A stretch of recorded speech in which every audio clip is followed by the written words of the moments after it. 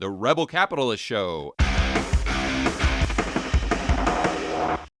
I want to go over what people can do, if anything at all, focusing on Americans to protect themselves.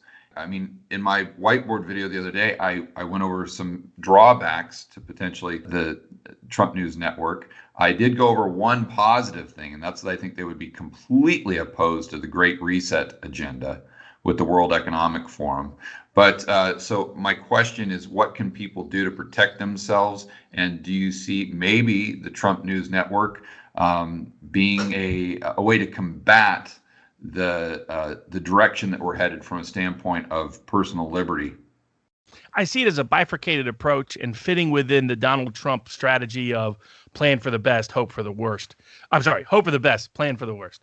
And that is on one step, people can make a strategic contribution to pushing back in a wide range of ways, whether that's supporting a sort of legal onslaught on the system to fight back at every meaningful way conceivable, to try to find a honest judge or a honest jury that will do something about it.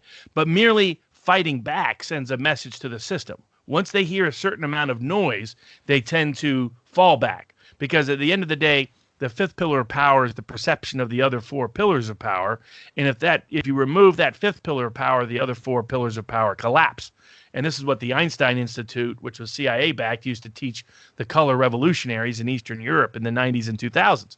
So they know it, and they know that the perception of power, the reason why they do so much gaslighting, is they need public compliance and acquiescence. The more pushback, the better. Whether that's supporting independent content creators, whether that's supporting independent technological means of distribution of information, distribution of resources, whether that's cryptocurrency, whether that's Gab, whether that's anything, whether that's locals, whether it's anything like that, whether that's participation in helping primary opponents, helping crowdfund or spread the message of challenging institutional narratives. All of that, I think there are ways to push back and fight back that are meaningful and could be successful.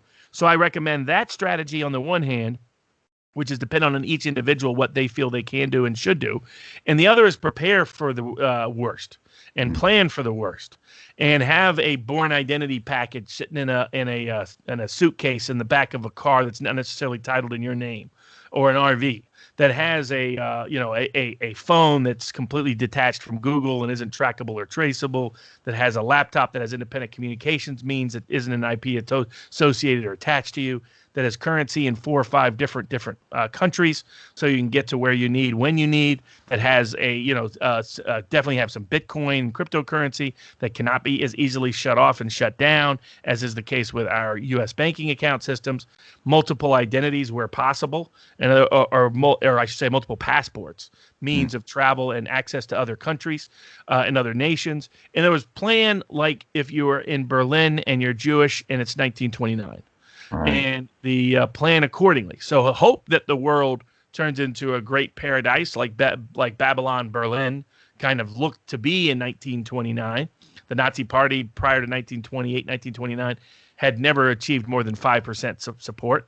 When horrible change happens, it tends to happen very, very fast. And we're seeing the early warning signs of it. So one way to defeat it is to resist it and push back. But for the protection of your individual liberty, I mean, why is Bill Gates the guy that owns the most farmland in the world right now? And you think Bill Gates, with all of his patent developments for artificial foods and genetically modified foods, is where you want to go for your future food supply? And as you've talked about, having your own little farm operation or connection to an independent farm. All of those kind of things are useful. Independent land, independent means of travel, independent means of citizenship, independent means of access of communication, independent means of exchange in the forms of currency or other barterable items. Having as much state, what I call jurisdictional diversification. Right. So that you're not dependent on any one state's governance for your freedoms and liberties. If you are extraordinarily and exceptionally vulnerable, especially right now. Yeah. And then do you think that the Trump News Network is going to push back and hopefully decentralize things? Do you think they're going to fight against those who want to take this authoritarian approach to free speech in the future? I think it'll be even more populist in orientation because that's where his audience is. So, like when he was president, he had to balance his populist wing and conservative traditional wing. Now, the traditional wing will stay with the Foxes of the world. So he will double down and be more aggressive on his populist libertarian wing. That's where he has the most growth from a pure marketing perspective. And that's the way Trump thinks. Trump goes wherever the votes are. Trump goes wherever the dollars are. Trump goes wherever the audience is. And the audience is going to be very populist, independent, and liberty oriented. So I think you'll see him double down on that. Like when he was running for office, he focused on who was most popular amongst the broadest range of independent voices on the right. And he found it was Alex Jones and Michael Savage. So you'll see him repeat and replicate, and his initial campaign structure was built off Alex Jones. So like his core audience initially overlapped in demographically extraordinarily with Jones's audience. So I think if you see that, he'll replicate something like that. He'll build something that's very populist, very independent, it will have probably a bigger cross section of people than Jones's audience does and be broader. But it will be similarly situated in mindset. So it'll be also, I think you'll see people like Jones and Savage and the rest return to their more hardcore populist independent roots. And it was very anti-surveillance state, anti-empire, anti-Wall Street, anti-the Washington establishment, anti-Fed. All of those things you'll start to see really reinvigorated. Like a lot of criticism of the Fed really got buried during Trump's era because Trump dominated so much of the dialogue and debate.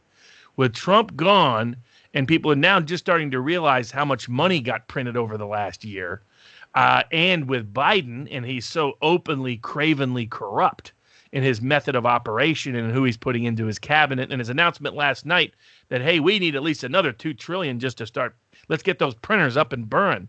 I think that there'll be more attention back to the real core institutions of problematic areas of power, and I think Trump TV will help facilitate that. Trump used to be more anti-Fed when he ran. He backed off because he needed their cooperation economically to not do too much harm to him for his reelection prospects. I think you'll see him now return to more anti-Fed politics, anti-bank politics. I mean, the banks are giving him every motivation. I mean, if Deutsche Bank thinks this is the end of the issues relating to Trump, it's just beginning. Does anyone think Trump is going to forget what they just did to him and these other banks did to him? He's going to build Trump TV network to do every investigative reporting analysis on Deutsche Bank in the last 20 years. And Deutsche Bank has some scandals sitting there. So they have just unleashed some. They're hoping they can attack him so much that he will go gently into the good night. But if anybody knows Trump, he wouldn't need a Dylan Thomas poem to tell him not to go gently into the good night and to rage against the dying of the light, because Trump was born raging against the dying of the light. Yeah, that's what I tried to hit at in that video I did. Is I just don't think that's a part of his personality at all. All. And then he's perennially got all kids around him too to take the reins and keep it moving into the future. So bottom line is it's going to be fascinating to see how this plays out, and the world is changing quickly, and everyone needs to be cognizant of what's going on, and they need to have a plan B. I think that's the real takeaway.